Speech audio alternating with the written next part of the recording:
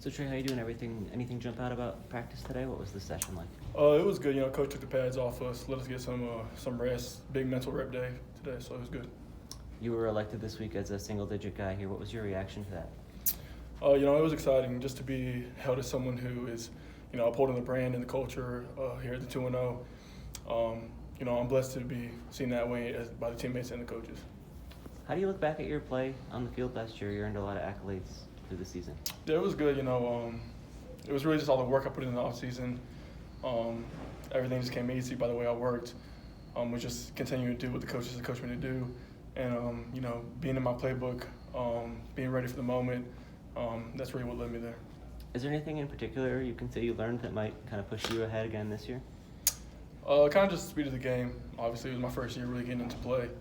And so now the game's really just slowed down. And just throughout that year, really it slowed down from game to game, week to week. So now the game's just a lot slower for me, and I'm hoping to have another good year this year, God willing. Do you set any kind of personal goals or expectations? Obviously, it's a pretty high bar for you now. I try and, obviously you want, as many plays and as many stats as you can have. But I really try to just pray and, whatever God has in store for me, I put in the work in the offseason and, whatever I do on the field, that's what happens. What's fall camp been like for you? It's been good. Just continuing to learn the scheme, slow everything down, get the mental reps that I can get, stuff like that. I know from a health perspective you've been kind of limited in certain periods or taking it a little bit easy. How have you sort of managed that versus kind of wanting to be out there and get involved? Yeah, it's tough. Obviously, you want to be in there going full as much as you can. But like I said, and like we've been talking about this week with mental toughness, it's really just trying to mentally take everything in, just being out there with my team, watching them, and also coaching up the players who are behind me. That also gives me a great understanding of the game because we have young players who are behind me in my position, so I can coach them up and see the game from their eyes, which also helps me see it from my perspective as well. Are you getting closer to being able to kind of practice and go at full speed, and how much does that help you if you can get to that level? Yeah, today I went full, so that was good.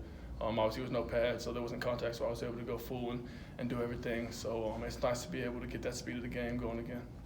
You guys are a little over 2 weeks out from Houston. Have you guys kind of started figuring out for that game, or are y'all still kind of trying to figure each other out? Yeah, it's a little bit of both. Mm-hmm. We're still going against each other, getting the speed of the game for everyone who's, coming in new for the fall camp. But at the same time, we are starting to, come down to Houston, and people are starting to fill out in their positions, whether it's 1s, 2s, 3s, 4s. We're starting to get that all cleaned up, and we're gearing towards Houston a little bit more each day. Being sort of limited physically through the spring and the summer, what are some ways that you try to improve or things that you do, when you're not able to work out or kind of be on the field as much as you might normally be? Just getting as much work in the training room as I can. With Miss Marie, she's my trainer. She'll be helping me a lot. And then just being in film alive, I'll be watching Houston every day, and then watching the practice film every day. So just a lot of mental reps for me. Jeff was just telling us that it's kind of impressive that despite maybe not being on the field every day, that you were able to earn the respect of your teammates and get those single-digit votes. What do you have to show, in these other settings that people might gravitate to or look up to? Man, I try to serve people as much as I can. The way I was raised and the way I was brought up, just kind of also being a Christian, just how I do things. I'm more of a guy that leads by example. I don't really try to say too much.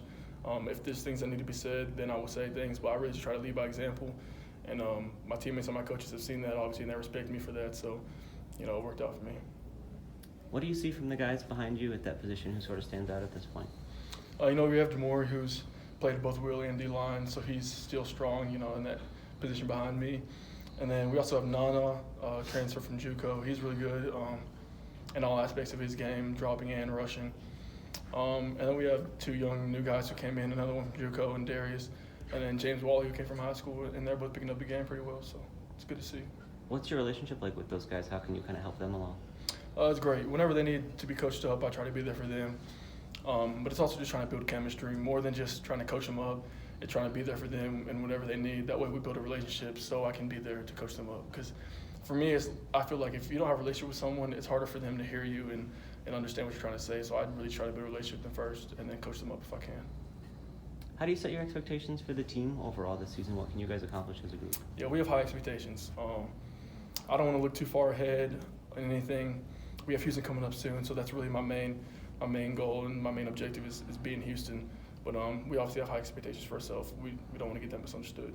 Does it feel any different being in a new conference and kind of jumping into some different challenges? We're just continuing to do what we do. Nothing too much is changing.